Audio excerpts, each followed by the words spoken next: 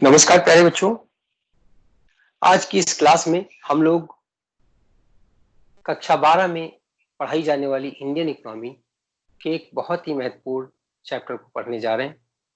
इस चैप्टर का नाम ग्रामीण विकास या रूरल डेवलपमेंट है। ग्रामीण विकास की जब हम बात करते हैं तो हमें महात्मा गांधी जी भी याद आते हैं, हमें प्लानिंग कमीशन भी याद आता है और हमें याद आता है नीति आयोग। प्यारे बच्चों, ग्रामीण विकास का महत्व बहुत ही ज्यादा है। आप देखेंगे कि भारत में ग्रामीण क्षेत्र का जो योगदान है वो लगभग हर क्षेत्र में पाया जाता है। और इसके योगदान की जब हम बात करते हैं तो देखते हैं कि गांधी जी ने इसके बारे में क्या कहा, उसके बाद हम बताएंगे नीति आयोग ने इसके बारे में क्या कहा, फिर हम आगे बढ़ेंगे और देखेंगे कि इसका समस्याएं क्या क्या है और इसका हल क्या क्या है। एक बार गांधी जी ने कहा था बच्चों कि अगर आपको भारत का विकास करना है तो यह तभी संभव है जब आप शहरों से निकलकर, औद्योगिक क्षेत्रों से निकलकर गांव का विकास करें, क्योंकि भारत जो है गांव में बसता है।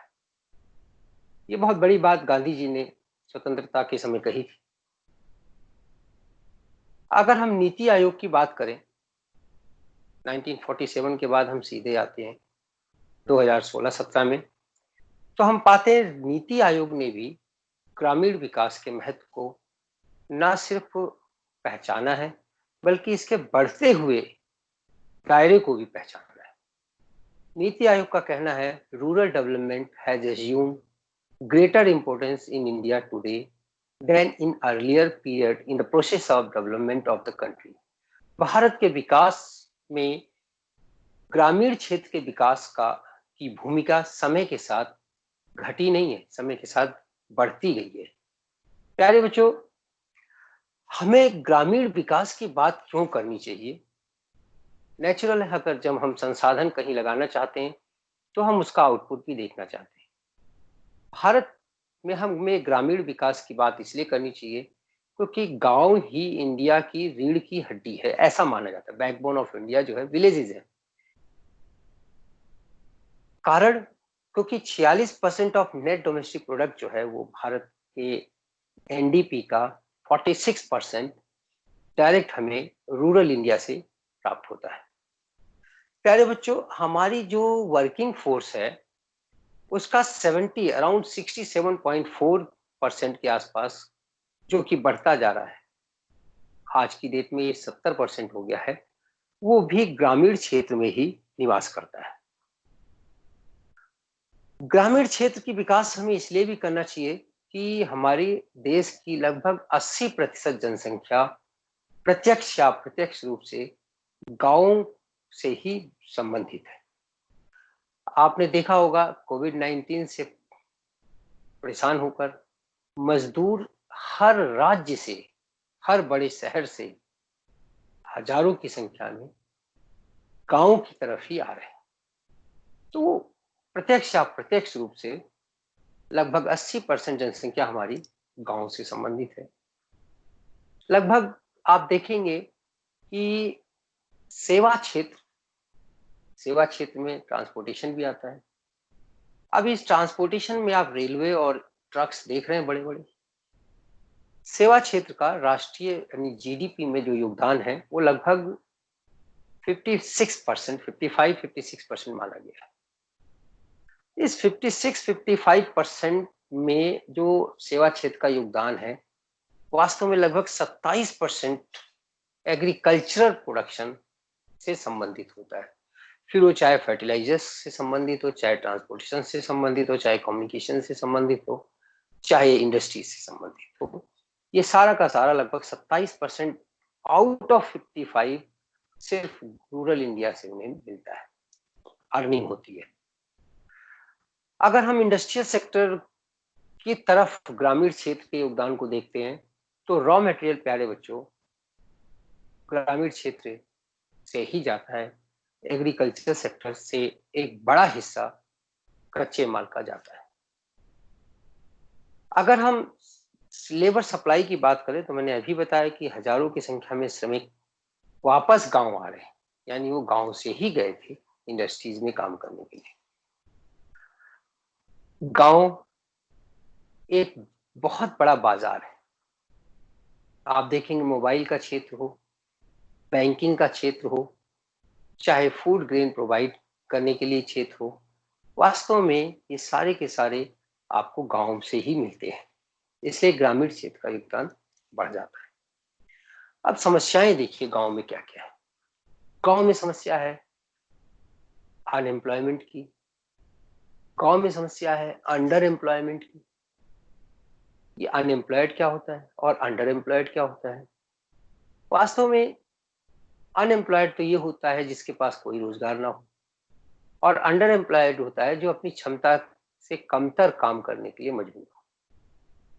एक डॉक्टर है, वो मेडिकल स्टोर चलाए, कंपाउंडर का काम करे, एक एमए एमकॉम स्टूडेंट है, कैंडिडेट है, और वो क्लर्क का काम करे। तो इस तरीके से लोगों को अंडर एम्प्लॉयमेंट भी गांव में बहुत पाया जाता है। इनके स्टैंडर्ड ऑफ लिविंग को इम्प्रूव करने की जरूरत है, इनको न्यूट्रिशियस फूड्स की जरूरत है, इनको सफिशिएंट कपड़े दे की जरूरत है, सॉफ्ट ड्रिंक वाटर इनके पास नहीं है, हाइजीनिक लिविंग कंडीशंस इनकी नहीं है, सेटिस्फैक्ट्री एजुकेशनल फैसिलिटीज इनके पास नहीं है प्यारे बच्चों, और मेडिकल फैसिलिटीज का तो कहना ही क्या, बहुत कम है जरूरत के हिसाब से। हाउस, इनका घर भी अगर देखा जाए तो वास्तव में हाइजीनिक हाउस की भी इन्हें जरूरत है।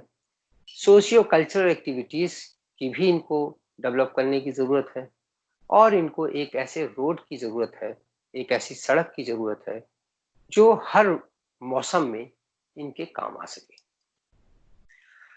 तो ये तो सब स्पष्ट हो गया कि ग्रामीण विकास सिर्फ इसलिए जरूरी नहीं है कि वहां एक बड़ी जनसंख्या रहती है, बल्कि इसलिए भी जरूरी है कि अगर हमें पूरी अर्थव्यवस्था का विकास, भारतीय अर्थव्यवस्था का विकास करना है, तो ग्रामीण क्षेत्र के विकास के बिना ये संकल्प कभी पूरा नहीं हो सकता। होता क्या है ग्रामीण विकास? ये एक ऐसा एक्शन प्लान है प्यारे बच्चों, जिससे ग्रामीण क्षेत्र के सोशल और इकोनॉमिक डेवलपमेंट सुनिश्चित किया जाता है। तो an action plan required for the social and economic development of Indian rural sector is known as rural development. Process क्या होगा, इससे कैसे क्या क्या चेक करना होगा हमें? सबसे पहले बात तो हमें ह्यूमन रिसोर्स डेवलप करने होंगे, डेवलपमेंट ऑफ ह्यूमन रिसोर्सेज। एक अनप्रोडक्टिव को प्रोडक्टिव ह्यूमन रिसोर्स में कन्वर्ट करने की प्रक्रिया हमें शुरुआत करनी होगी। किसी डिपेंडेंट अनप्रोडक्टिव ह्यूमन बीइंग को इंडिपेंडेंट प्रोडक्टिव रिसोर्स में कन्वर्ट करने के लिए एजुकेशन सेक्टर के डेवलपमेंट की जरूरत है प्यारे बच्चों, और जरूरत है वहां पे एक अच्छी हेल्थ सिस्टम की। अगर आपका एजुकेशन अच्छा नहीं है, अगर आपका हेल्थ सिस्टम अच्छा नहीं है, तो ह्यूमन बीइंग डिपेंडेंट रहेंगे, रोगी रहेंगे, कमजोर रहेंगे, तो वो संसाधन के बजाय कुछ और ही बन जाते हैं, लाइबिलिटी बन जाती है। प्यारे बच्चों, गांव में हमें इंफ्रास्ट्रक्चर डेवलप करने की जरूरत है। इंफ्रास्ट्रक्चर की जब हम बात करें तो ट्रांसपोर्टेशन आता है, कम्युनिकेशन आता है, स्कूलिंग आती है, हेल्थ केयर सेंटर्स आते हैं। तो इंफ्रास्ट्रक्चर गांव में डेवलप करने की जरूरत होगी, इसके लिए हमें एक्शन प्लान भी तैयार करना होगा। जहां तक लैंड रिफॉर्म की बात करेंगे, लैंड रिफॉर्म अगर हम नहीं करते प्यारे बच्चों, तो हर जनरेशन में जमीन का बंटवारा होने के कारण आप देखेंगे कि इनके जोत के आकार, एरिया अंडर कल्टीवेशन, पर पर्सन पर फार्मर कम होता चला जा रहा है, और छोटी सी जमीन पर कोई परमानेंट सुधार नहीं करना चाहता, इसलिए वो उसको भी बेच देता है। 1952 में Uttar Pradesh zamindari abolition and land reform act के तहत बहुत जबरदस्त परिवर्तन किया गया था। जमींदारों से एक सर्टेन अमाउंट ऑफ लैंड के अलावा सारी की सारी लैंड सरकार ने जबरदस्ती खरीद ली थी। जी हाँ, खरीदी थी, उनसे छीना नहीं था। और वो जमीन किसानों में, एक्चुअल टिलर्स में बांट दी गई। टेनेंसी रिफॉर्म्स भी हुए जिसमें हमें और भी अभी सुधार की जरूरत है।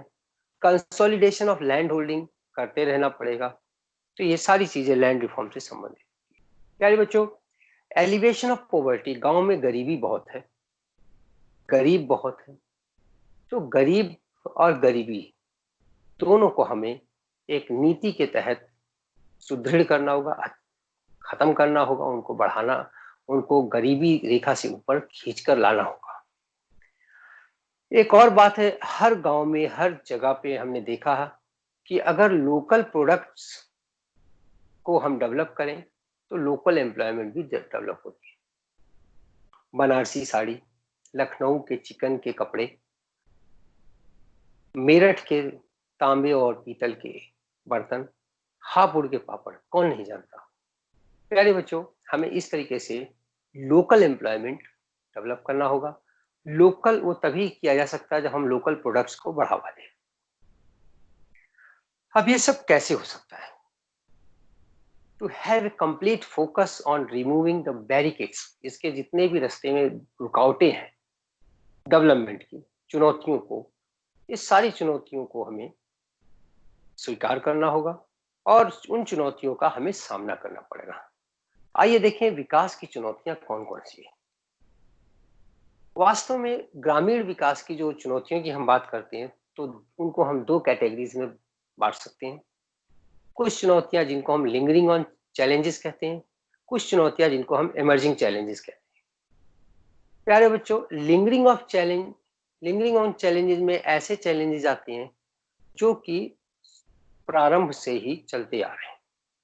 जब हमारा देश आजाद हुआ तब भी वो चुनौतियां थी और आज की डेट में भी वो चुनौतियां। समय बदला, चुनौतियों का स्वभाव बदला, लेकिन चुनौतियां नहीं बदली।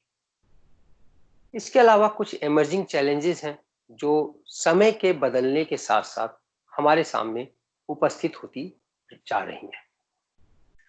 तो लिंगरिंग ऑन चैलेंज की अगर हम बात करते हैं तो लिंगरिंग ऑन चैलेंज जो है उनको हम दो भागों में बांट सकते हैं। एक तो रूरल क्रेडिट से संबंधित और एक रूरल मार्केटिंग से संबंधित। प्यारे बच्चों, रूरल क्रेडिट वास्तव में ग्रामीण साख, ग्रामीण क्षेत्र को मिलने वाला कर्जा या वित्त की व्यवस्था क्यों जरूरी है? कभी हमने सोचा है किसानों को कर्ज की जरूरत क्यों है? उसका कारण है, सबसे पहले हमारे जो किसान हैं वो मार्जिनल होल्डिंग वाले हैं, जिनके पास जमीन का बहुत छोटा सा टुकड़ा होता है और बहुत छोटे से टुकड़े होने के कारण वो परमानेंट इंप्रूवमेंट नहीं कर सकते, परमानेंट कोई सुधार नहीं कर सकते किसी प्रकार का, और उसमें टूल्स टेक्निक्स का इस्तेमाल नहीं कर सकते। बहुत गरीब किसान होते हैं। इनकी खेती का प्रमुख लक्ष्य सब्सिस्टेंस फार्मिंग होती है। ये फार्मिंग खाली इनके घर के लिए अनाज उत्पन्न करने तक ही सीमित रह जाती है। परिणाम स्वरूप खेत छोटा है, परिणाम स्वरूप क्योंकि ये उनका उत्पादन कम है, इसलिए होता क्या है कि ये सरप्लस जो है जनरेट नहीं कर पाते। सरप्लस जब जनरेट नहीं होता इनके पास तो हम देखते हैं कि इनको अगले फसल के लिए भी जरूरत होती है। प्यारे बच्चों, आपने देखा होगा कि एग्रीकल्चर में वास्तव में जो period between showing and harvesting है बहुत लंबा होता है। लगभग 6 महीने से 12 महीने तक का होता है। इस 6 महीने से 12 महीने तक उनको हर स्टेप पे पैसे की जरूरत होती है, जबकि वो पैसा उनको मिल नहीं पाता। इसके अलावा फसल कट के जब आ जाती है तो तुरंत तो बिकती नहीं है, लेकिन खेत में तुरंत काम शुरू हो जाता है। ऐसी स्थिति में हम देखते हैं कि उनको अगले फसल का भी इंतजाम करना होता है। इसके लिए उनको फिर कर्जे की जरूरत। तो कर्जे की जरूरत हमारे किसानों को इसलिए है क्योंकि मार्जिनल होल्डिंग्स है, क्योंकि उनकी खेती का जो आकार है बहुत छोटा है, क्योंकि वो सरप्लस जनरेट करने में अक्षम है, क्योंकि वो उनको लॉन्ग गेस्टेशन पीरियड के कारण हर स्टेप पे कैश नगद पैसे की जरूरत होती है। साल भर उनको पैसे की जरूरत होती है। हर कार्य में उनको पर्सनल और खेती दोनों के पर्पज से जरूरत होती है। और अगले फसल तक के मतलब जब तक हम फसल को काट कर लाकर रखते हैं और अगली फसल का हमें बुआई शुरू कर देनी होती है, इसलिए उनको कैश की जरूरत है। प्यारे बच्चों, ये जो कर्ज है या क्रेडिट है या एडवांसेस ऑफ लोन्स है, ये 3 प्रकार के होते हैं। एक तो है शॉर्ट टर्म क्रेडिट, दूसरा है मीडियम टर्म क्रेडिट और तीसरा है लॉन्ग टर्म क्रेडिट। अगर हम शॉर्ट टर्म क्रेडिट की बात करते हैं तो ये 6 से 12 महीने तक के लिए ऐसा कर्ज जो कि 6 से 12 महीने तक के लिए लिया जाता है, उनको हम शॉर्ट टर्म क्रेडिट में डालते हैं। इस कर्ज का उद्देश्य इनपुट को खरीदना, जैसे बीज खरीदना, फर्टिलाइजर खरीदना, पेस्टिसाइड्स खरीदना, इंसेक्टिसाइड्स खरीदना इत्यादि। इनका इस पर्टिकुलर अमाउंट का प्रयोग बिजली का बिल पेमेंट करने के लिए भी किसान करता है। प्यारे बच्चों, इसके अलावा उसको समय समय पर ट्रैक्टर्स का भी किराए पे लेना पड़ता है, इरिगेशन के लिए वाटर या ट्यूबवेल भी किराए पे लेना पड़ता है, तो इस सब का भी पेमेंट उसे करना पड़ता है, जो कि वो शॉर्ट टर्म क्रेडिट से करता है। दूसरा क्रेडिट है जो 12 महीने से 5 साल तक के लिए दिया जाता है। इसके लिए इसके सहायता से वो मशीनरी खरीद सकता है, अपने खेत का फेंसेस बना सकता है, कुआं खोद सकता है या सबमर्सिबल और ट्यूबवेल को इंस्टॉल कर सकता है। अगर हम लॉन्ग टर्म क्रेडिट की बात करें तो ये क्रेडिट ऐसे होते हैं जो 5 साल से ज्यादा और 20 साल तक के लिए लिए जाते हैं। इसके लिए ये तब लिए जाते हैं जब किसान जमीन खरीदना चाहता है या कोई परमानेंट इंप्रूवमेंट अपने एग्जिस्टिंग लैंड में करना चाहता है, जिसके लिए उसे बड़ी रकम की जरूरत होती है, तो वो 5 से 20 साल के लिए रकम लेता है। अब कर्जे को, लोन को, एडवांसेस को हम 2 भागों में बांट सकते हैं। किसान जो कर्ज लेता है या तो प्रोडक्टिव लोन लेता है या वो अनप्रोडक्टिव लोन लेता है। जब हम प्रोडक्टिव लोन की बात करते हैं तो ऐसा लोन जिससे उत्पादन में वृद्धि होती है, जिससे उसका खेत में और अधिक उत्पादन संभव होता है, ऐसे कर्जे को हम प्रोडक्टिव लोन की श्रेणी में रखते हैं। ट्यूबवेल खरीदना, मशीनरीज खरीदना, ट्रैक्टर्स खरीदना, परमानेंट उसका बैरिकेड्स बनाना, बाउंड्रीज बनाना, ये सारी चीजें जो है उसके परमानेंट, मतलब जिससे उत्पादकता में वृद्धि होती है। और अनप्रोडक्टिव लोन है कंजम्पशन के पर्पज से, शादी है घर में, बेटी की शादी करने के पर्पज से, या फिर कोई और फैमिली रिचुअल्स वगैरह को के लिए वो कर्जा लेता है। अब सोर्सेज ऑफ क्रेडिट जो गांव में है वो 2 प्रकार के होते हैं। प्यारे बच्चों, ये बहुत मजेदार है। अगर हम देखते हैं तो क्रेडिट सिस्टम जो है भारत में, सबसे पहली बात हम ट्रेडिशनल सोर्सेज की अगर हम बात करते हैं, जिसको हम नॉन इंस्टीट्यूशनल क्रेडिट्स कहते हैं, इसमें लैंडलॉर्ड से कर्जा लेना है, विलेज ट्रेडर्स से कर्जा लेना है, मनी लेंडर्स से कर्जा लेना है, साहूकार से कर्जा लेना है, या कोई अपने ऐसे नोन पर्सन से कर्जा लेना है जो कि ब्याज पे आपको कर्ज देता है। बिना ब्याज के कर्ज को हम इकोनॉमिक्स की श्रेणी में नहीं रखते। प्यारे बच्चों, इंस्टीट्यूशनल क्रेडिट्स दूसरा प्रकार का कर्ज का देने का सेंटर होता है। ये नॉन ट्रेडिशनल होता है, इसमें बैंक आते हैं, फाइनेंशियल इंस्टीट्यूट से मिलने वाला क्रेडिट आता है, इसमें कोऑपरेटिव बैंक्स वगैरह भी सम्मिलित किए जाते हैं। प्यारे बच्चों, 1981 से पहले लगभग 93%, ये ताजुब की बात है, 1981 से पहले लगभग 93% जो कर्जा हमारा किसान लेता था वो non financial, non institutional credit लेता था, जिसके कारण वो क्रेडिट ट्रैप में फंसा रहता था, एक ऐसी जाल में फंसा रहता था कर्ज के, जिससे उसके लिए निकलना बड़ा मुश्किल होता था। लेकिन 1981 के बाद वास्तव में जो फाइनेंशियल इंस्टीट्यूट्स हैं, उन्होंने क्रेडिट देने में अपनी अग्रणी भूमिका निभानी शुरू कर दी है। एक अच्छे क्रेडिट, रूरल क्रेडिट सिस्टम की क्या क्या खासियत है, होनी चाहिए? सबसे पहले वहां पे लो इंटरेस्ट रेट पे हमें क्रेडिट देना होगा, तभी वो वहां के किसान लेना चाहेंगे, क्योंकि उनकी जो आउटपुट का स्तर है वो बहुत कम होता है। उनका आउटपुट इंडस्ट्रीज की तुलना में बहुत ही कम होता है, प्रोडक्टिविटी कम होती है, इसलिए वहां पे अगर हम लो इंटरेस्ट रेट ऑफर कर सकते हैं, तभी गांव के लोग कर्ज लेने के लिए उत्साहित होंगे।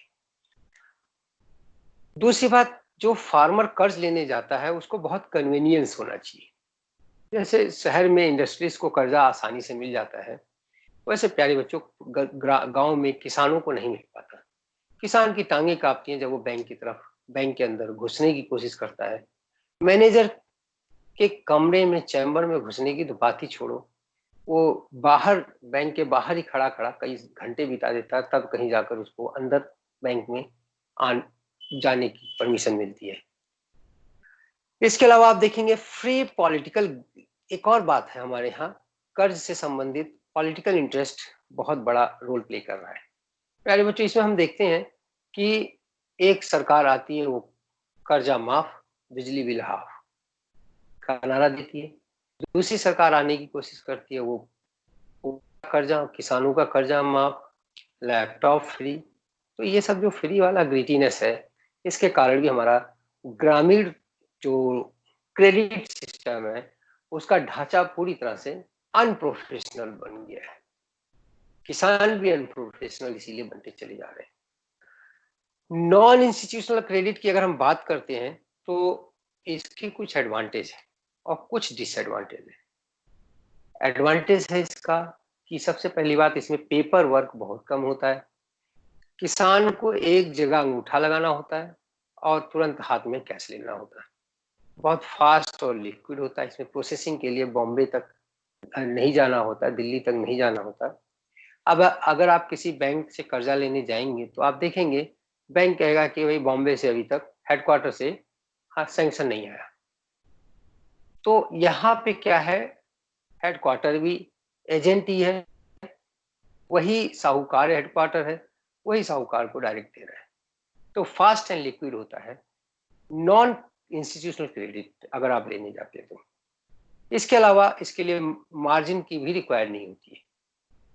प्यारे बच्चों, अगर आप शहर में, आप किसी बैंक में जाते हैं, फाइनेंशियल इंस्टीट्यूट के पास कर्जा लेने जाते हैं और कहते हैं हमें एक गाड़ी खरीदनी है, तो बैंक कहता है ठीक है, आपकी गाड़ी कितने रुपए की है? आप कहते हैं सर 10 लाख की गाड़ी है। तो कहते हैं ठीक है, 2 लाख आप अपना लगा दो, 8 लाख हम बैंक वाले दे देंगे। तो ये जो 2 लाख वो अपने सोर्सेज से लगा रहा है, ये मार्जिन मनी कहलाती है। जबकि ये मनी अगर हम साहूकार से लेने जाते हैं तो इस प्रकार के किसी भी प्रकार की मार्जिन मनी की आवश्यकता नहीं होती। आगे अगर हम देखें तो इसमें हम पाते हैं कि या तो आप अपना जमीन के कागज उसको देते हैं, या अपने घर का गोल्ड दे देते हैं, ज्वेलरी दे देते हैं, वही मॉर्टगेज करके आपको डायरेक्ट पैसा मिल जाता है। इसमें एक और एडवांटेज ये है कि लोन लेने वाला और लोन देने वाला दोनों एक दूसरे को जानते भी हैं, इसलिए किसी भी प्रकार के गारंटर की जरूरत बीच में नहीं होती। इसके अलावा आप देखेंगे कि लोन अमाउंट, आपने एक बार कर्जा ले लिया, अब उससे आप चाहे घर का खर्चा चलाएं, चाहे आप उससे अपने ट्यूबवेल खरीदें, इससे लोन देने वाले को कोई मतलब नहीं है। अगर आप फाइनेंशियल इंस्टीट्यूट से कर्ज लेते हैं प्यारे बच्चों, और आप कहते हैं हमें कर्जा चाहिए घर, ट्रक खरीदने के लिए, तो बैंक कहेगा ठीक है, आप अपना जो मार्जिन मनी है वो हमारे पास जमा करो। 10 लाख के ट्रक में 2 लाख आपका जमा हो गया और 10 लाख का चेक बन गया ट्रक जिससे आप खरीदने जा रहे हैं, जिस कंपनी से, उस कंपनी के नाम से, उस शोरूम के नाम से। तो मतलब कमर्शियल बैंक जो है, जब भी आपको कर्ज देते हैं तो टारगेट बाउंड देते हैं और उस टारगेट को वो देखते भी हैं, ऑब्जर्व भी करते हैं और हर स्टेप में जितना जरूरत होती है उतना ही कर्ज आपको देते हैं। जबकि नॉन इंस्टीट्यूशनल क्रेडिट में आपने एक बार कर्ज ले लिया, उस कर्ज के अमाउंट से आप चाहे जो करें, कर्ज देने वाला इससे कोई मतलब नहीं रखता। प्यारे बच्चों, अगर हम नॉन इंस्टीट्यूशनल क्रेडिट के डिसएडवांटेज की बात करें, एडवांटेज तो बहुत अच्छा लगा, बहुत ल्यूक्रेटिव है, आसानी से मिल जाता है, लेकिन अगर हम इसके डिसएडवांटेज की बात करें तो इसमें ब्याज की दर बहुत होती है। हमने देखा है इस तरीके का कर्जा 3% पर मंथ के हिसाब से लिया जाता है, अब 12 या 36% हो जाता है। जबकि जो फाइनेंशियल इंस्टीट्यूट्स हैं वो ज्यादा से ज्यादा 10, 11, 12% तक सालाना ब्याज देते हैं। इसके अलावा मैनिपुलेशन ऑफ अकाउंट, क्योंकि अकाउंट उसके पास है, कर्ज देने वाले के पास, वो उसमें अपना मैनिपुलेशन करता रहता है, ब्याज घटाता बढ़ाता रहता है। गरीब अनपढ़ किसान को इसके बारे में बहुत ज्यादा सोचना नहीं। जबकि बैंक की बात अगर हम करें तो ये चीज नहीं होता इसमें। आपकी ईएमआई सेट हो जाती है, आप अपना अकाउंट खुद देख भी सकते हैं, और साथ ही कोई भी इसमें मैनुअल हस्तक्षेप साधारण रूप से संभव नहीं है। इसका एक और बड़ी समस्या थी कि रूरल डेप्थनेस, इनडेप्थनेस जो होता है वो बढ़ता गया है। प्यारे बच्चों, मैंने बताया आपको कि गांव का किसान जो है वास्तव में एक कर्जदार बन के रह गया। इससे बेगारी कराना आसान हो गया, जिसके कारण कृषि की उत्पादकता पर असर पड़ा। कई बार तो ये इनह्यूमन भी हुआ, और आधुनिक सोसाइटी के में ऐसे इनह्यूमैनिटीज को सरल हम लोग बर्दाश्त नहीं कर सकते। तो इसलिए नॉन इंस्टीट्यूशनल क्रेडिट की अगर हम बात करते हैं तो उसको हमें डिस्कार्ड करना चाहिए, उससे बचना चाहिए। अब आ जाइए इंस्टीट्यूशनल क्रेडिट। ऐसी क्रेडिट, ऐसा कर्ज जो कि वेल सेटअप फाइनेंशियल इंस्टीट्यूट से लिया जाता है। बेसिकली बैंक, या आपको अभी हम बता रहे हैं कौन कौन सी संस्थाएं हैं जिनसे आप कर्ज ले सकते हैं। इससे पहले हम संस्थाओं का नाम बताएं, आपको इसके एडवांटेजेस से अवगत कराते हैं। इसका डिसएडवांटेज भी बताएंगे।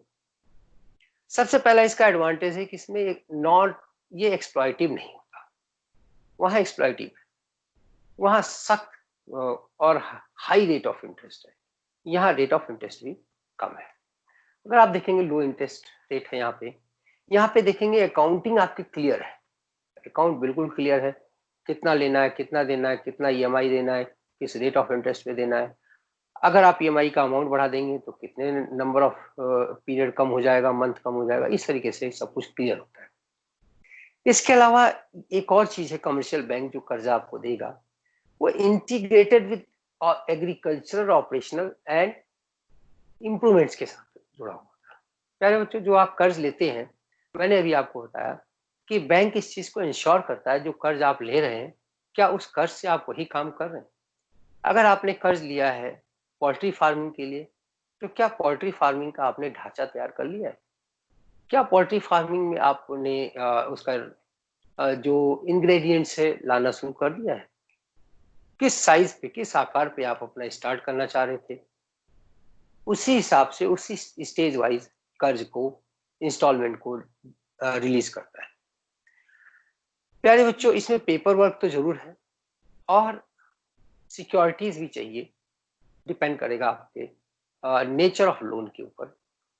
ये मिड टर्म हो सकता है, शॉर्ट टर्म हो सकता है, और लॉन्ग टर्म भी हो सकता है। अगर हम इंस्टीट्यूशनल क्रेडिट की बात करते हैं तो इसकी कुछ डिसएडवांटेज भी है। सबसे पहली बात, इसमें बहुत सारे पेपर वर्क है। पेपर वर्क से हमारा तात्पर्य है आपको पैन कार्ड चाहिए, आपको आधार कार्ड चाहिए, आपको 6 महीने की बैंक स्टेटमेंट चाहिए, आपको अपना आईटीआर पिछले 3 साल का चाहिए। इस तरीके से नंबर ऑफ डॉक्यूमेंट्स आपको चाहिए। आपके नाम से जमीन होनी चाहिए, आप जिस पर्पज से कर्ज ले रहे हैं उसी पर्पज से स्टेज वाइज, स्टेप वाइज ही मिलेगा। इसके अलावा आपको कोलेटरल सिक्योरिटीज भी रखनी पड़ती है। कोलेटरल सिक्योरिटी से हमारा तात्पर्य है आपको अपने एक जमीन का कागज रखना पड़ता है, गोल्ड वगैरह रखना पड़ता है, या किसी गवर्नमेंट सर्वेंट से ले जाके गवाही दिलानी पड़ती है। ये सब चीजें भी।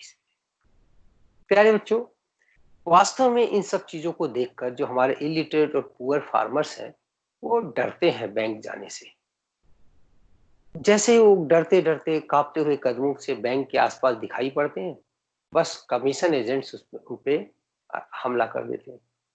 और कमीशन एजेंट्स की हालत ये है प्यारे बच्चों, एक रिपोर्ट में मैं पढ़ रहा था कि गांव में एक बार भैंस को खरीदने के लिए, बफेलोज खरीदने के लिए कर्ज देने का बैंकों ने निर्णय लिया, और उस समय एक भैंस की कीमत बाजार में 30,000 के आसपास थी। तो इसलिए बैंकों ने 30,000 रुपए कर्ज देने की शुरुआत की। लेकिन जब किसान कर्ज लेने पहुंचते थे तो उसमें से 20 से 30% तक, यानी कि 30,000 का लगभग 9,000 रुपये, 10,000 रुपये उसमें से कम मिलता था। अब 30,000 की भैंस तो खरीदने के लिए उन्होंने कर्जा लिया और उनके हाथ में 20,000 रुपये आया। उस 20,000 रुपये से वो भैंस तो उन्हें मिलेगी नहीं। तो हुआ ये कि किसान कर्जदार होते चले गए। तो इस तरीके से भी वहां कमीशन एजेंट्स से बचना भी बड़ा आसान नहीं है। बैंकिंग सिस्टम में भी करप्शन देखा गया है, डिले देखा गया है और काम ना करने की प्रवृत्ति देखी गई है। खास करके नेशनलाइज्ड बैंकों में ये चीजें हमने ये प्रवृत्ति देखी है। प्यारे बच्चों, जहां तक इंस्टीट्यूशनल क्रेडिट की बात है कि कौन कौन देता है, वास्तव में cooperative societies, commercial banks, regional rural development banks, NABARD.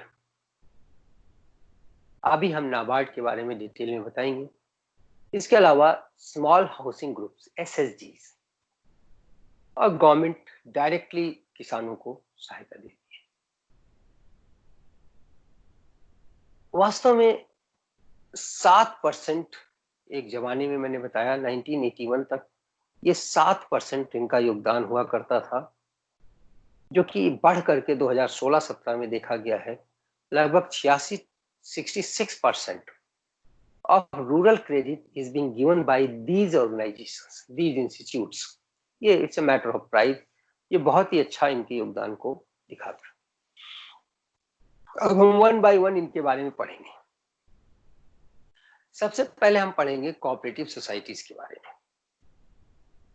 प्यारे बच्चों, अगर हम कोऑपरेटिव सोसाइटीज की बात करते हैं तो हम देखते हैं कि वास्तव में 16 से 17% ऑफ टोटल क्रेडिट जो गांवों को जरूरत होती है वो यही कोऑपरेटिव सोसाइटीज देती है। कोऑपरेटिव सोसाइटीज एक ऐसी संस्था होती है जो कि एक, आप देखेंगे, government of India secretariat cooperative thrift and credit societies limited के तहत रजिस्टर्ड होती है और उसके अंदर एक निश्चित नियमों के तहत कुछ मेंबर्स होते हैं जो उस कोऑपरेटिव सोसाइटी को चलाते हैं। आपको मैंने बताया कि 16 से 17% गांव में जो कर्जा मिल रहा है वो इन्हीं कोऑपरेटिव सोसाइटीज के थ्रू ही मिल रहा है। प्यारे बच्चों, क्योंकि ये गांव में, जिले में, ब्लॉक स्तर पे काम करती हैं, इसलिए इनसे कर्ज जो है समय पे मिल जाता है, बहुत स्पीडी है और इसके अलावा ग्रास रूट लेवल पे ये काम करती है। एलिमिनेशन ऑफ मनी लेंडर्स, इन्होंने क्या किया है, सबसे पहले ज्यादा अटैक इन्होंने मनी लेंडर्स पे किया है। मनी लेंडर्स को इन्होंने ध्वस्त कर दिया है। आज के डेट में मनी लेंडर्स नॉमिनल रह गए हैं, अब वो सिस्टम खत्म हो गया है। अब किसान को कर्ज चाहिए तो वो कोऑपरेटिव सोसाइटीज तक आने लगे। इन सोसाइटीज से जो कर्जा मिलता है उसमें बहुत कम डॉक्यूमेंटेशन होती है। लोकल लेवल पर होने के कारण ये किसानों को अच्छी तरह से पहचानते भी हैं और इनका ऑपरेशन भी सरल है। प्यारे बच्चों, कमर्शियल बैंक की जो भूमिका है वो क्रेडिट फाइनेंस में, रूरल क्रेडिट फाइनेंस में लगभग 75% जो है वो कमर्शियल बैंक का है। कमर्शियल बैंक की खासियत है, ये तो सिर्फ किसानों को डायरेक्ट कर्जा नहीं देती बल्कि ये कोऑपरेटिव सोसाइटीज को भी कर्ज देती है। 1955 में ये एसबीआई सेटअप की गई थी और इस एसबीआई को 1969 में 1969 में परमानेंट कर दिया गया। प्यारे बच्चों, एसबीआई का रोल समझ लीजिए कमर्शियल बैंक्स में बहुत बड़ा अग्रणी रोल है। एग्रीकल्चरल फाइनेंस में भी इसका बहुत बड़ा रोल है और इसकी तमाम शाखाएं आप गांव-गांव में देख सकते हैं। Regional rural banks, RRBs and land development banks, इनकी भी भूमिका समय के साथ बढ़ती जा रही है। अगर आप देखेंगे, इनका जो basically they are setup to provide credits to remote rural areas. इनका मेन टारगेट है weaker section of the rural population. Rural population के बहुत जो गरीब है, वीक सेक्शन है, उसको क्रेडिट पहुंचाना है। अभी हमने आपको बताया था नाबार्ड। प्यारे बच्चों, नाबार्ड का अगर आप फुल फॉर्म देखना चाहते हैं तो इसमें दिखाई पड़ेगा आपको, national bank for agriculture and rural development. जिस प्रकार से आरबीआई का भूमिका है सभी बैंकों के लिए, सभी फाइनेंशियल इंस्टीट्यूट्स के लिए, पूरी देश की इकोनॉमी के लिए नाबार्ड की भूमिका जो एक अपेक्स बैंक के रूप में, एक अपेक्स फाइनेंशियल इंस्टीट्यूट्स के रूप में दी गई है, वो रूरल डेवलपमेंट के लिए नाबार्ड की स्थापना की गई है। नाबार्ड की अगर हम बात करें, मैंने आपको बताया this bank was set up to work as an apex funding agency for the institutional providing rural credit. प्यारे बच्चों, many training, rescheduling and making policy of financial institutes, ये फाइनेंशियल इंस्टीट्यूट्स के लिए नीति बनाता है, किस प्रकार से उनको कर्जा देना है, किस प्रकार से उनको किस प्रोडक्ट के लिए सस्ता कर्जा देना है, इस सब का सजेशन, इस सब की सलाह वो ग्रामीण क्षेत्र के लिए नाबार्ड ही देता है। इसका काम RBI, government of India, commercial banks, RRBs, इन सब में लाइजनिंग भी निभाता है, लाइजनिंग करने का काम भी ये निभाता है। इसके अलावा नाबार्ड को मॉनिटरिंग एंड इवेल्युएशन का वर्क भी दिया गया है। ये देखता है कि ग्रामीण क्षेत्र में जो फाइनेंशियल जो क्रेडिट सिस्टम है, इंस्टीट्यूशनल क्रेडिट सिस्टम है, उसमें उसकी मॉनिटरिंग करना है और उसको इवेल्युएट करना है, साथ में समय समय पे क्या परिवर्तन करना है ये भी यही बताता है।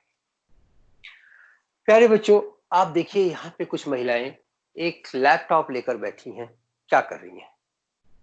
ये लोग वास्तव में एक गांव से संबंधित हैं।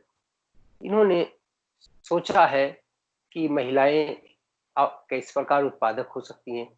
अपने घर की जो बचत है इन्होंने एक जगह जमा कर दिया है नाम से, और उस बचत से कलेक्टेड अमाउंट को उन महिलाओं को दिया जाएगा बहुत कम ब्याज के दर पे, जो कि कोई अपना छोटा मोटा व्यवसाय करना चाहती है। ऐसी संस्थाओं को हमने सेल्फ हेल्प ग्रुप्स कहा है। इसके नीचे भी आप देखेंगे ये वही महिलाएं हैं जो ऊपर यहाँ प्रोग्राम आपस में बातचीत करके पैसा जमा करेंगी और फिर यहाँ पे वो अपना स्मॉल एंड कॉटेज इंडस्ट्री के रूप में कुछ इन्होंने लकड़ी से संबंधित काश्तकारी की है।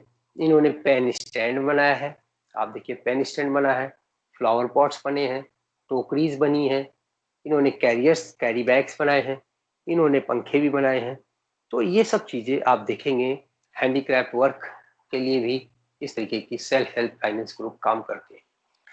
सो प्यारे बच्चों, सेल्फ हेल्प ग्रुप्स की जो खासियत है अगर आप उसको देखेंगे तो ये प्रोमोट सेल्फ एसएचजीज promotes savings habit among the rural people, provides credit without और least documentation, क्योंकि महिलाएं एक दूसरे को जानती हैं, लो मॉडरेटेड, इसमें जो ब्याज की दर है प्यारे बच्चों बहुत कम होती है, और ये बहुत कंज्यूमर फ्रेंडली होते हैं। सेल्फ हेल्प ग्रुप का की भूमिका बढ़ती जा रही है। एक और 2014 में जब माननीय नरेंद्र मोदी जी की सरकार आई तो इन्होंने एक एक्सपेरिमेंट किया और सांसद आदर्श ग्राम योजना का प्रारंभ किया। इस योजना में प्यारे बच्चों हर सांसद को अपने कॉन्स्टिट्यूएंसी के एक गांव को गोद लेना था, उस गांव को मॉडल गांव के रूप में विकसित करना था, और इसमें 2019 तक, प्यारे बच्चों 2016 तक इसको डेवलप करना था, और उसके बाद 2019 तक दूसरे गांव को डेवलप करना था। They had to develop one model village by 2016 and 2 more by each MP by 2019। इस हिसाब से लगभग 2500 गांव को हम कवर करने के लिए ललायित थे। गांव का चयन करते समय इन एमपी एमएलए को ये ध्यान रखना था, अगर इनका कॉन्स्टिट्यूएंसी प्लेन एरिया में है तो वहाँ की जनसंख्या 3000 से 5000 होनी चाहिए। अगर इनकी कॉन्स्टिट्यूंसी हिल एरियाज में है तो इनके जो लोग होने चाहिए वो 1000 से 3000 होने चाहिए। प्यारे बच्चों, MP are expected to facilitate a village development plan. इनका खासियत ये थी कि इनको एक विलेज डेवलपमेंट प्रोग्राम देना था और गांव के लोगों को मोटिवेट करना था कि वो विकास के कार्यों में आगे बढ़े, हेल्थ, न्यूट्रिशन और एजुकेशन के कार्यों में आगे बढ़े। अब यहाँ हमें देखना होगा कि क्या हमें अचीवमेंट हुआ। हमने जो रूरल क्रेडिट फाइनेंसिंग पॉलिसी अपनाई उससे हमें मिला क्या। वास्तव में देखा जाए rural financing has become more systematic and organised. आपको मैंने बताया कि 1981 में जो नॉन फाइनेंशियल इंस्टीट्यूशनल क्रेडिट्स थे वो लगभग 93% थे। आज की डेट में वो कम हो गए हैं, बहुत कम हो गए। आज की डेट में जो भूमिका फाइनेंशियल इंस्टीट्यूट 7% निभाते थे, आज वो 67% निभा रहे हैं। तो हमारे यहाँ जो क्रेडिट सिस्टम है वो सिस्टमेटिक हुआ है। ये तो हमें सबसे पहली अचीवमेंट्स रही है। इसके अलावा we have liberated the farmers को हमने डेट ट्रैप्ड, जो कर्ज के जाल से, लोकल मनी लेंडर के कर्ज के जाल से उन्हें निकाल दिया है, काफी हद तक निकल गए हैं। इसके अलावा हमने कमर्शलाइजेशन ऑफ क्रॉप भी प्रमोट किया है। हमने किसान क्रेडिट कार्ड जैसी स्कीम से किसानों की फार्मर फ्रेंडली स्कीम्स है, जिसे कहते हैं हम, किसान को जब पैसा चाहिए वो निकाल सकता है अपने केसीसी से। इसके अलावा direct direct transfer of benefits से भी प्यारे बच्चों फायदा हुआ है। फसल बीमा योजना भी इस समय किसानों के लिए राहतकारी है। अगर फसल आपकी खराब हो जाती है किसी नेचुरल या मैन मेड आपदा से, तो उसमें आपको बीमा की राशि मिलती है। प्यारे बच्चों, इसके अलावा जो उज्ज्वला योजना के तहत हर घर में एक गैस का सिलेंडर गया है। आप कल्पना कीजिए, लकड़ी को बीनते बीनते काफी समय बर्बाद होता था, तो उसमें भी बचत हुई है। हेल्थ के साथ साथ निश्चित है महिलाओं को समय मिला है ताकि वो उत्पादक कार्यों में भी कार्य कर सके। अब ग्रामीण के विकास में हम लोग फेल कहाँ हुए। अगर हम रूरल फाइनेंसिंग की बात करें तो उसमें क्या क्या कमियां रही हैं, ये भी एक महत्वपूर्ण प्रश्न होगा। प्यारे बच्चों, सबसे पहली बात, इनमें मैंने देखा है कि कोलेटरल सिक्योरिटीज एक बहुत बड़ी भूमिका अदा करती है। अगर किसी को कर्ज लेना है तो प्रॉपर्टी उसके नाम होनी चाहिए, जमीन उसके नाम होनी चाहिए, गोल्ड उसका अपना होना चाहिए, उसकी मालिकियत होनी चाहिए, उसके पास कागज होना चाहिए। तो इसमें आप देखिए कितना आसान हो, कितना मुश्किल होता है। एक पिता की अगर 2 संतानें या 3 संतानें हैं और पिता के जिंदा रहते हुए अगर वो अपने बच्चों में उसको बांटता है तो उसकी अपनी कॉम्प्लिकेशंस है। अगर वो नहीं बांटता है तो फिर बच्चों को कर्ज लेना मुश्किल हो जाता है। ये सब चीजें भी हमें देखनी होंगी। प्यारे बच्चों, पॉलिटिकल पॉपुलिज्म, जो पॉपुलिज्म है, पॉलिटिकल पार्टीज के लिए किसान एक, मतलब समझ लीजिए, वोट बैंक के रूप में देखे जाते हैं। परिणाम स्वरूप मैंने अभी आपको एग्जांपल दिया कि तरह तरह के स्लोगन्स होते हैं। किसानों का कर्जा माफ कर दिया जाएगा, किसानों को कर्जा माफ, बिजली बिल हाफ कर दिया जाएगा, ये सब चीजें, किसानों को हम सम्मान राशि देंगे। तो किसान की वास्तविक जो नीति है उसके विकास की, उसके खेतों में सुधार की, उसकी उत्पादकता को बढ़ावा देने की, वो कोई नहीं सोचता। कोऑपरेटिव फार्मिंग के बारे में सोचना चाहिए, टूल्स एंड टेक्निक्स प्रोवाइड करने के बारे में सोचना चाहिए, और उसके बारे में अगर हित कर सोचना है तो हॉस्पिटल्स और इंफ्रास्ट्रक्चर डेवलपमेंट करने की बात सोचनी चाहिए। प्यारे बच्चों, इस सब के कारण देखा गया है कि किसान की उत्पादकता अभी भी नहीं बढ़ी और सोसाइटल इवेंट एक कॉमन बात है ग्रामीणों के बीच में। इसके आगे हम बढ़े तो रूरल बैंकिंग के सामने बहुत सारी समस्याएं भी आ रही हैं। कुछ समस्याओं को अगर हम देखें तो सबसे पहली बात, इनसफिशिएंसी। प्यारे बच्चों, जो नंबर ऑफ कमर्शियल बैंक्स हैं, जो नंबर ऑफ आरआरबीज हैं, वो बहुत कम है इन कंपैरिजन टू उनकी ज़रूरत, उनकी डिमांड की तुलना में, उनकी मांग की तुलना में ये बहुत कम है। तो इसलिए नेचुरल है कि ये इनसफिशिएंट होने के कारण ग्रामीण क्षेत्र की ज़रूरत को पूरा नहीं कर पा रहे। साथ ही अगर हम देखें तो इन्होंने क्या किया है, एरिया वाइज अगर देखा जाए तो इनकी कवरेज ऑफ एरिया वाइज बहुत कम है। इनकी पहुंच गांव तक, वास्तविक गांव तक अभी नहीं हुई है, क्योंकि वहां तो अभी सड़क ही नहीं पहुंची है। तो ऐसी स्थिति में वहां ये सारे बैंक्स पहुंचे इतना आसान नहीं है। वहां एम्प्लॉयज को रहने के लिए जगह भी अभी नहीं है। वहां एम्प्लॉयज जो जाते हैं उनका भी प्रॉब्लम होती है। ये सब चीजें अभी सरकार को सोचनी होगी। प्यारे बच्चों, जो सैंक्शनिंग अमाउंट है अक्सर वो इनएडुकेट होता है। ये भी एक बहुत बड़ी समस्या है। मैंने आपको भैंस का एग्जांपल दिया है। अगर आपको 30,000 का भैंस बाजार में मिल रहा है, आपको 20,000 रुपये कर्जा मिल रहा है, तो उसका क्या फायदा है। इसके अलावा ग्रोइंग ओवरड्यूज इस समय देखा जाए तो किसान जो है, जो कर्जा ले लेते हैं उसको वापस नहीं कर रहे हैं, इस नियत से कि अगली पॉलिटिकल पार्टी इसको माफ कर देगी या कोई सरकार नीति परिवर्तन करेगी और किसानों को फायदा हो जाएगा। पॉलिटिकल इंटरवेंशन मैंने बताया बहुत ज्यादा है।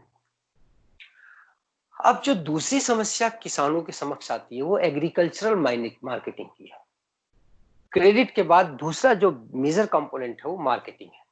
प्यारे बच्चों, मार्केटिंग से हमारा संबंध harvesting, gathering to produce, processing the produce such as separating the straw from produce, segregating the produce or gradifying, packaging in bags, storing for future sale, selling the produce at lucrative price। ये सारी प्रक्रियाएं marketing से ही संबंधित है।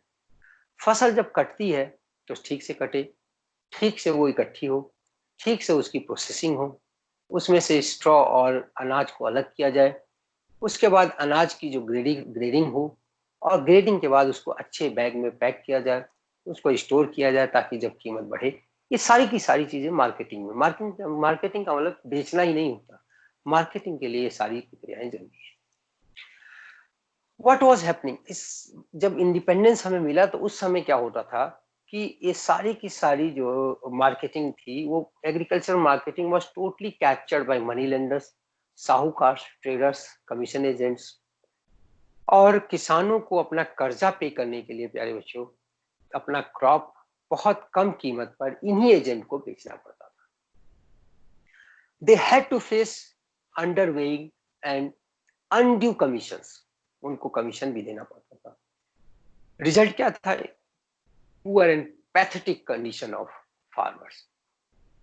लेकिन समय के साथ इसमें कुछ सुधार हुआ, सरकार ने अपनी भूमिका निभाई और आज की डेट में मार्केट जो है, रेगुलेशन ऑफ मार्केट है, मार्केट कमेटी बनाई गई है जिसमें फार्मर्स हैं, जिसमें ट्रेडर्स हैं, जिसमें सरकार के प्रतिनिधि हैं। कोऑपरेटिव मार्केटिंग सोसाइटीज कहलाती हैं। आप देखें कोऑपरेटिव मार्केटिंग सोसाइटीज जो हैं वो आगे मेहनत कर रही हैं और किसानों के सामान की बार्गेनिंग पावर उनको बढ़ाने की कोशिश कर रही हैं।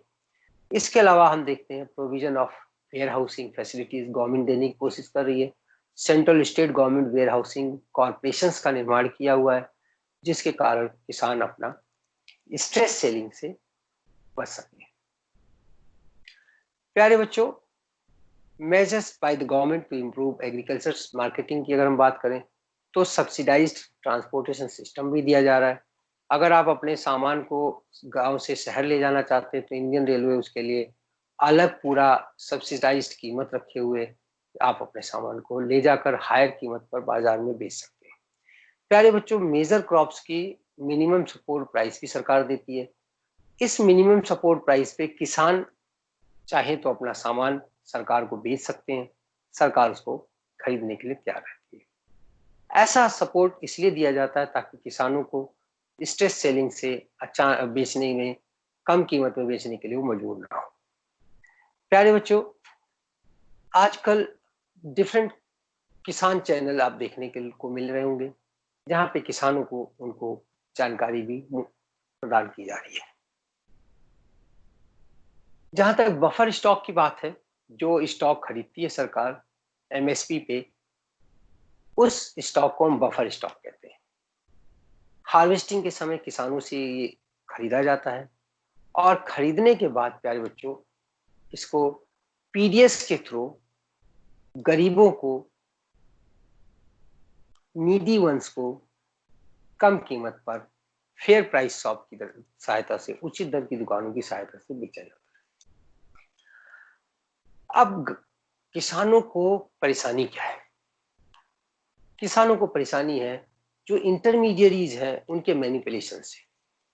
इसके अलावा जो उनके पास करंट रिसेंट इंफॉर्मेशन नहीं है बाजार की, उससे भी किसानों को काफी परेशानी होती है।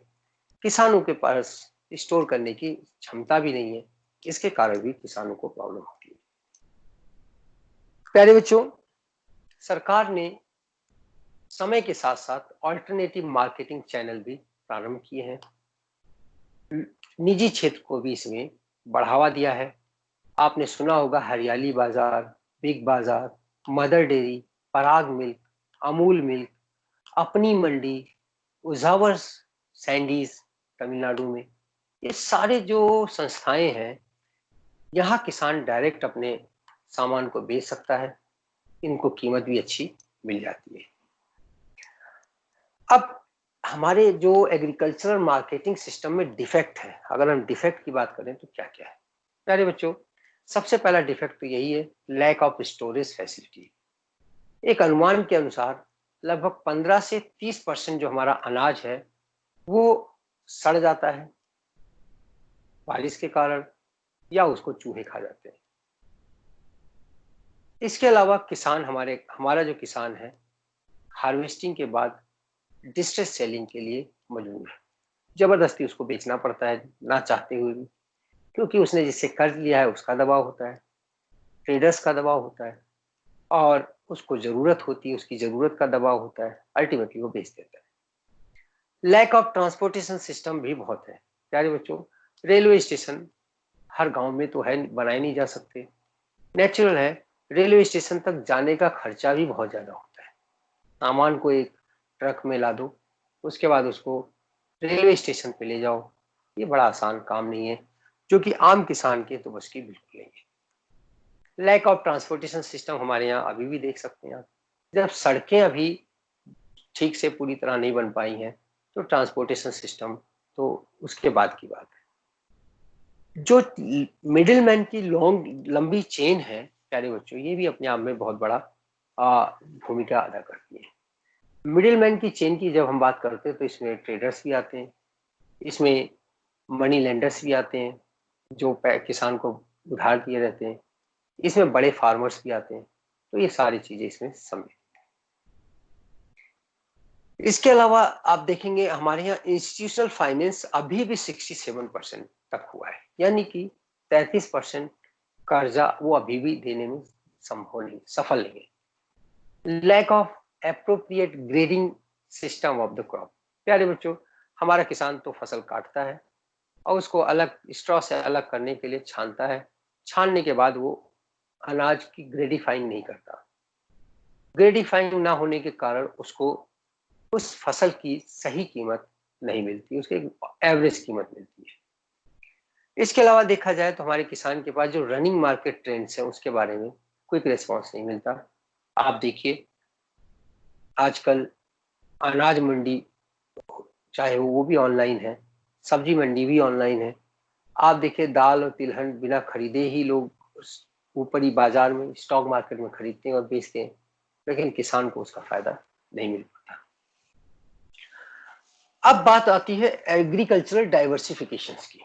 प्यारे बच्चों, अगर हम डाइवर्सिफिकेशन की बात करते हैं तो एग्रीकल्चर से अलग हटकर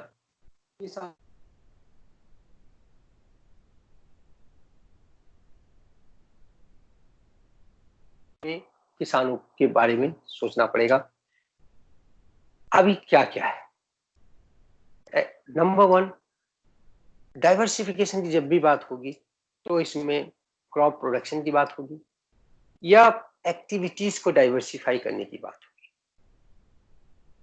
क्रॉप प्रोडक्शन की हम बात करते हैं तो मल्टी क्रॉपिंग सिस्टम होती है, एक साल में एक से अधिक क्रॉप लेने की कोशिश होती है। और अगर हम एक्टिविटीज की बात करते हैं तो we have to find sustainable income for every on regular basis for every farmers. ये हमारा, अगर हम क्रॉप डाइवर्सिफाई करते हैं, so we have to produce more than one crop so that they may not become victim of falling of the price of one commodity। कई बार ऐसा होता है, एक वस्तु की सप्लाई बाजार में जाती है तो उसकी कीमत बहुत ड्रास्टिकली कम हो जाती है। ऐसे केस में अगर किसान एक से अधिक फसल बोता है तो उसको सारी वस्तुओं की कीमतों के कम होने का खतरा नहीं रहता। Shift in cropping pattern from food grains to cash crop, ये भी एक इसकी खासियत है।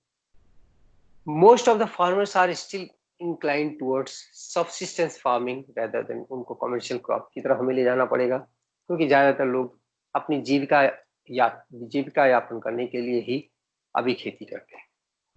Farmers must be motivated towards commercial cropping and diversification, क्योंकि इससे उनके रिस्क को कवर किया जाता है, इससे उनको नुकसान को कवर किया जा सकता है। प्यारे बच्चों, agriculture sector is already overcrowded and disguised unemployment, so shifting of workforce from agriculture to non-agricultural activities निश्चित है किसानों की उत्पादकता को भी बढ़ाएगी और उनकी इनकम को भी बढ़ाएगी। जब हम प्रोडक्टिव एक्टिविटीज डाइवर्सिफिकेशन की बात करते हैं तो हमें ये देखना होगा कि अगर एक ही परिवार में 10 लोग हैं तो 10 के 10 एक छोटे से खेत पे काम ना करके बाकी लोग दूसरे काम में लगने की कोशिश करें, ताकि परिवार को एक रेगुलर इनकम हमेशा के लिए मिलती रहे। So finding sustainable livelihood away from crop farming so that they may be able to earn a certain amount on regular basis, ये हमें सोचना होगा। इसका एडवांटेज क्या है? Advantage of diversification of activities, rise in level of income सबसे बड़ा है। एग्रो प्रोसेसिंग इंडस्ट्रीज का विकास होगा, इसमें फूड प्रोसेसिंग इंडस्ट्रीज आएगी, लेदर इंडस्ट्रीज आएंगी, टूरिज्म आएगा। इसके अलावा अब देखेंगे, अगर हम उस वर्क फोर्स को निकाल कर दूसरी जगह लगाते हैं तो computers, IT, scanners, printers sector, इन सब, मोबाइल रिपेयरिंग, इन सब को भी फायदा होगा। अल्टीमेटली इसका फायदा किसानों को ही मिलना है। अगर हम इमर्जिंग चैलेंजेस की बात करते हैं, अभी तक हम लोग लिंगरिंग ऑन चैलेंज की बात कर रहे थे, तो अब हम इमर्जिंग चैलेंजेस की बात करेंगे। इमर्जिंग चैलेंजेस की अगर हम बात करते हैं तो आप देखेंगे, ये हम एम्प्लॉयमेंट आउटसाइड एग्रीकल्चर की बात करेंगे, हम बात करेंगे organic farming and sustainable development. प्यारे बच्चों, एक अनुमान के अनुसार आपके सामने टेबल है, आप देखेंगे इसमें ये पोल्ट्री फार्मिंग है और यहाँ पे डेयरी फार्मिंग है और यहाँ पे शीप और गोट की फार्मिंग है। ये अगर देखा जाए तो पोल्ट्री फार्मिंग 42% योगदान है, कैटल फार्मिंग का योगदान 25% है और गोट और एंड शीप फार्मिंग का योगदान 20% है। अदर फार्मिंग को अगर हम कैलकुलेट करते हैं तो 13% है overall animal husbandry and livestock farming की। तो जब हम बात करते हैं एनिमल हस्बेंड्री की तो 42% पोल्ट्री है, 25% कैटल्स है, गोट एंड शीप 20% है, अदर्स 12%, 13%। एनिमल हस्बेंड्री की हम बात करते हैं तो इसके अंदर ब्रीडिंग, रेयरिंग, केयरिंग और फार्म एनिमल की बात होती है। लगभग 7 lakh small and marginal farmers इसमें लगे हुए हैं, एम्प्लॉयड हैं, और इन एम्प्लॉयड में से ज्यादातर फीमेल्स वर्किंग हैं। ऐसा इसलिए कहा जा सकता है क्योंकि जो लोन बैंकों से लिया गया है वो फीमेल्स के नाम से लिया गया। प्यारे बच्चों, ये लो प्रोडक्टिविटी है। कारण क्या है? इनके यहाँ भी टेक्नोलॉजी पहुंची नहीं है। ये लो प्रोडक्टिविटी यहाँ पे इसलिए भी है क्योंकि लैक ऑफ वेटरनरी केयर है, यहाँ डॉक्टर्स वगैरह आसानी से नहीं मिलते, जिसके कारण नुकसान होता है इनको।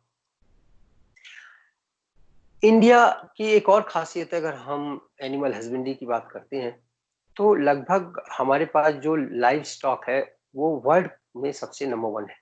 India owns one of the largest livestock population in the world. It provides income, food security, transport, food transport and nutrition in addition to normal cropping. Normal cropping के अलावा है ये प्रोवाइड कर रहा है वुमेन्स को employment.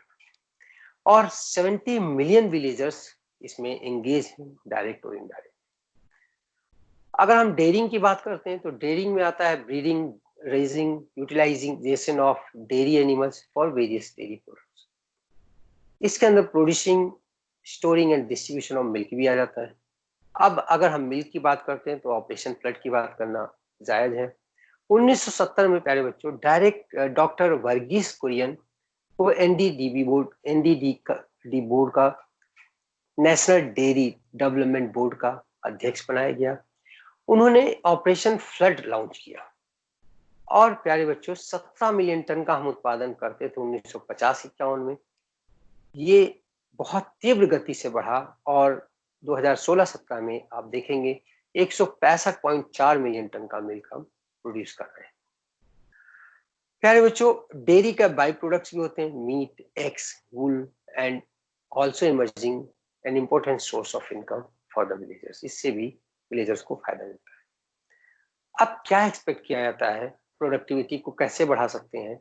सबसे पहले बात, हमें वेटरनरी केयर की सुविधा बढ़ानी पड़ेगी और दूसरी बात क्रेडिट की सुविधा, किसान क्रेडिट कार्ड की तरह बढ़ानी पड़ेगी ताकि किसान को जब जरूरत हो तो वो अपना खरीद सकता है जानवर को। और साथ में आप देखेंगे इनको टेक्नोलॉजी भी इनको देनी पड़ेगी और इनके कैटल्स का इंश्योरेंस भी करना होगा। जो कान में टैक्स लगे इससे पता चलता है कि इसको वैक्सीनेट किया गया है और इसको, इस जानवर को इंश्योर्ड भी है। तो ऐसे जानवर ज्यादा लंबे समय तक जीते हैं, ज्यादा लंबे समय तक उत्पादक होते हैं। अगर हम फिशरीज की बात करें तो आप देखेंगे केरल, महाराष्ट्र, गुजरात, तमिलनाडु, वेस्ट बंगाल, इनको हम वाटर बॉडीज कम्युनिटी कहते हैं। प्यारे बच्चों वाटर बॉडीज, ये वाटर को एक मदर के रूप में देखते हैं, माँ के रूप में देखते हैं, क्योंकि पानी के बिना, माँ के बिना इन मछली का संभव पालन संभव नहीं है। प्यारे बच्चों sea, ocean, river, lake, natural aquatic ponds, streams और मैन मेड पॉन्ड्स, ये सोर्सेज हैं पानी की, वाटर बॉडीज के। Prime source of earning of farmers from other than agriculture. प्यारे बच्चों फिशरीज जो है इंडिया में आप देखते हैं कि एग्रीकल्चर से अलग अगर हटते हैं तो लगभग टोटल 64% जो है इंडिया का इनलैंड प्रोडक्शन होता है फिश का, और बाकी 36% जो प्रोडक्शन होता है आउटसाइड का, गवर्नमेंट से मिलता है और आउटसाइड मिलता है। प्यारे बच्चों फिशरीज का जो जीडीपी में शेयर है वो 0.8% है, जबकि 60% जो एक्सपोर्ट मार्केट और 36% इंटरनल मार्केटिंग में फीमेल लगी हुई हैं। हालांकि महिलाएं मछली पकड़ने में बहुत एक्टिव भूमिका नहीं अदा कर रही है। अगर हम इनकी द्वारा सामना की जाने वाली समस्याओं की बात करते हैं तो वाइड स्प्रेड अनएम्प्लॉयमेंट है इनके अंदर, लो पर कैपिटा अर्निंग्स, इनकी इनकम बहुत कम है प्रति व्यक्ति आय। इसके अलावा जो absence of mobility of labour to other sectors है, हाई इलिटरेसी रेट इनमें पाया जाता है फिश कम्युनिटी में, वाटर बॉडीज कम्युनिटी में, और रूरल इंडेक्टनेस इनके अंदर बहुत ज्यादा पाया जाता है। प्यारे बच्चों जब हम फिशिंग कम्युनिटीज की बात करते हैं तो ये बैकवर्ड क्यों है? ये बैकवर्ड इसलिए है क्योंकि इनके लिए हमने अभी क्रेडिट की फैसिलिटीज प्रोवाइड करने की कोशिश करनी है ताकि इनकी जो गरीबी का दुष्चक्र है ये तोड़ा जा सके। इनके अंदर हमें सेल्फ हेल्प ग्रुप्स को प्रमोट करना है ताकि माइक्रो फाइनेंसिंग के थ्रू इनको सहायता दी जा सके। इनको हमें लेटेस्ट फिशरी टूल्स प्रोवाइड करना है ताकि ये कम से कम समय में ज्यादा से ज्यादा उत्पादन कर सके। प्यारे बच्चों फिशरीज के बाद आता है हॉर्टिकल्चर का। हॉर्टिकल्चर के लिए मैं आपको एक स्लाइड दिखाना चाह रहा हूँ। इसके लिए मैं गूगल्स को कर्टसी देना चाहता हूँ, धन्यवाद देना चाहता हूँ। कितनी सुंदर तस्वीरें हमें गूगल से मिली। इसमें देखिए प्यारे बच्चों फ्लावर्स का प्रोडक्शन है, इसमें वेजिटेबल्स का प्रोडक्शन है, इसमें फ्रूट्स का प्रोडक्शन है, और बहुत कम जगह पे बहुत ज़्यादा मात्रा में इनका प्रोडक्शन संभव होता है अगर हम आधुनिक तरीके से हॉर्टिकल्चर के तरीके से उत्पन्न करना चाहें। India is second largest producer of fruits and vegetables in the world.